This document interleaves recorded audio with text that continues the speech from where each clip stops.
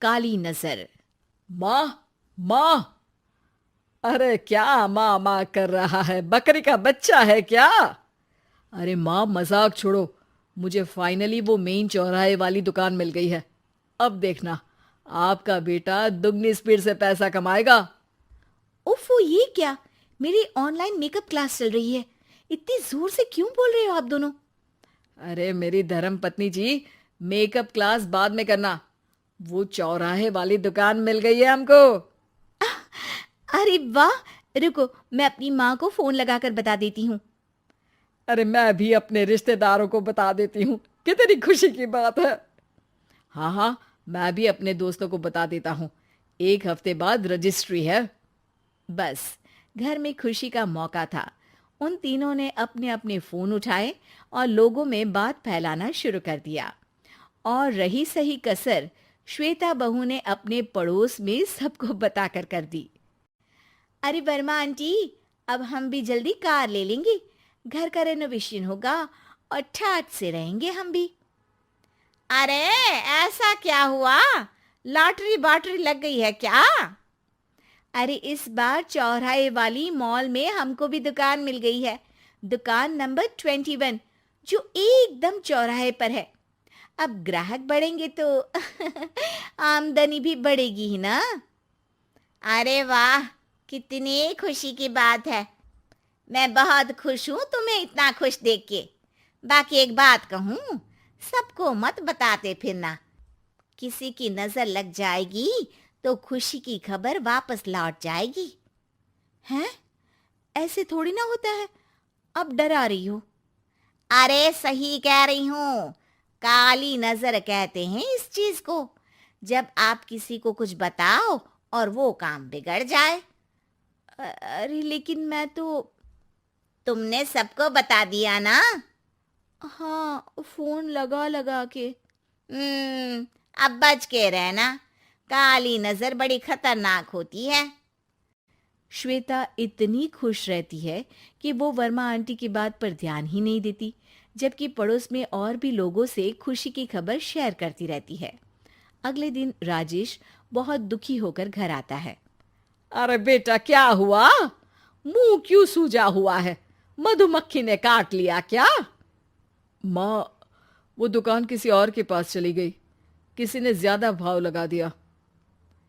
अरे पर बात तो आपसे हुई थी ना उस दुकान वाले की। हाँ, आज मैं टोकन अमाउंट देने गया था, तब मुझे पता चला। कोई आकर सुबह मुझसे पहले ही ज्यादा अमाउंट दे गया। हम्म, काली नजर। क्या? क्या कहा? वर्मा आंटी ने समझाया था कि किसी को बताना मत, वरना काली नजर लग जाएगी। अच्छा, तुम्हें उनकी बात मान लेनी चाहिए थी। उनकी बात मान लेती, लेकिन उसके पहले ही सबको बता चुके थे ना हम तीनों। अरे अगली बार से ध्यान रखेंगे। कोई भी नई चीज होगी तो किसी को नहीं बताएंगे। तीनों कुछ दिन ऐसे ही रहते हैं, पर एक दिन श्वेता को एक मेल आता है। राजेश, मेरा ऑनलाइन मेकअप कोर्स कंप्लीट हो गया। अब मैं खुद का पार्लर खोल सकती हूँ। अरे वाह, अपने मोहल्ले में ही खोलते हैं। ये जो घर के सामने दुकान है ना, वहीं। हाँ, यहाँ सस्ती भी मिल जाएगी। अगले दिन श्वेता वर्मा आंटी के पास जाती है, मिठाई का डब्बा लेकर। अरे आओ आओ, कैसे आना हुआ? जोर से नहीं बोलूंगी। वो सामने वाली दुकान है ना, वहां मैं अपनी पार्लर की दुकान खोलने वाली हूँ। उसकी मिठाई है। अरे वाह, बहुत बधाई हो तुमको।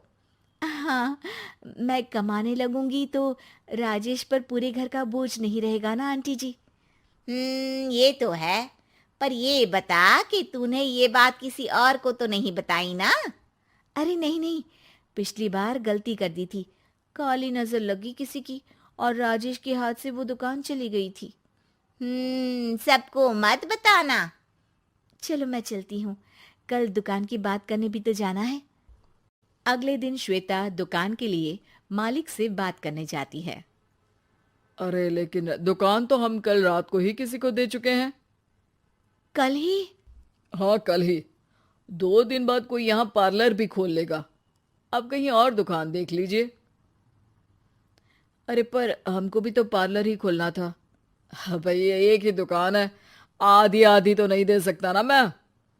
राजेश और श्वेता घर पर हताश होकर आ जाते हैं। इस बार तो किसी को बताया भी नहीं था, अब किसकी काली नजर लग सकती है। सुनो, तुमने माँ को बताया था क्या? अरे कैसी बात कर रही हो, माँ की नजर थोड़ी ना लगेगी। पक्का तुमने किसी को नहीं बताया था ना? सिर्फ वर्मा आंटी को बताया था, उन्होंने ही मुझे किसी को नहीं बताने को कहा। अरे यार, तुम भी सही हो, मेरी माँ को नहीं बताने को कह रही हो, पर वर्मा आंटी को बताना तुम्हें जरूरी लगा। अरे वर्मा आंटी ने ही तो काली नजर के बारे में बताया था ना, वो हमेशा हमारा भला ही तो चाहती हैं। मेरी माँ भी हमारा भला ही चाहती है। अरे पर चिल्ला क्यों रहे हो? बात नहीं कर सकते क्या आराम से? नहीं आता वो आराम से बात करना, और करना भी नहीं चाहता हूं मैं। दुकान जाने का दुख गुस्से में बदल गया था और राजेश और श्वेता में बात बंद हो गई थी। 2 दिन बाद मोहल्ले में पार्लर का इनॉग्रेशन हुआ, जिसमें मोहल्ले के सभी लोगों को बुलाया गया, पर श्वेता, राजेश और माँ नहीं जाते। माँ, अंदर आ जाओ, क्या देख रही हो? अरे नया पार्लर देख रही हूं अपने आंगन से। देखो, माँ को दूसरे का सुख देखने में कितना मजा आ रहा है, मेरा दुख नहीं दिख रहा इन्हें। यहाँ मेरा पार्लर भी तो हो सकता था। अरे चुप रहो यार, हर बात में लड़ाई क्यों ढूंढ रही हो? राजेश और श्वेता फिर बहस करने लगते थे। तभी माँ ने दोनों को बाहर बुलाया। अरे जरा देखो तो, दुकान चलाने वाले का बोर्ड पर नाम क्या लिखा है?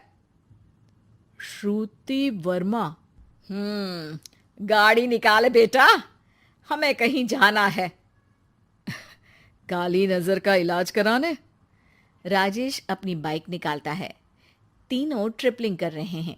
माँ राजेश को उस मॉल वाली दुकान पर लेकर जाती है जहां राजेश अपनी दुकान खोलने वाला था। यही दुकान लेना चाहता था ना तू? हाँ, पर इनको भी दुखी करने लेकर आई हो क्या यहाँ पर दुकान दिखाकर? वहां काफी नहीं था?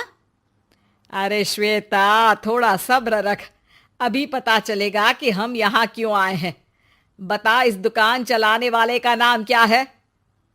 अनुपम वर्मा। कुछ समझ में आया? वो दुकान वाली श्रुति वर्मा, ये दुकान वाला अनुपम वर्मा, और हमारे पड़ोस में हमने उस दुकानों के बारे में बताया किसको था? अब वर्मा आंटी को। मतलब वर्मा आंटी ही हमारा काम बिगाड़ रही है? नहीं नहीं, ऐसा नहीं हो सकता, ये बस इत्तेफाक है।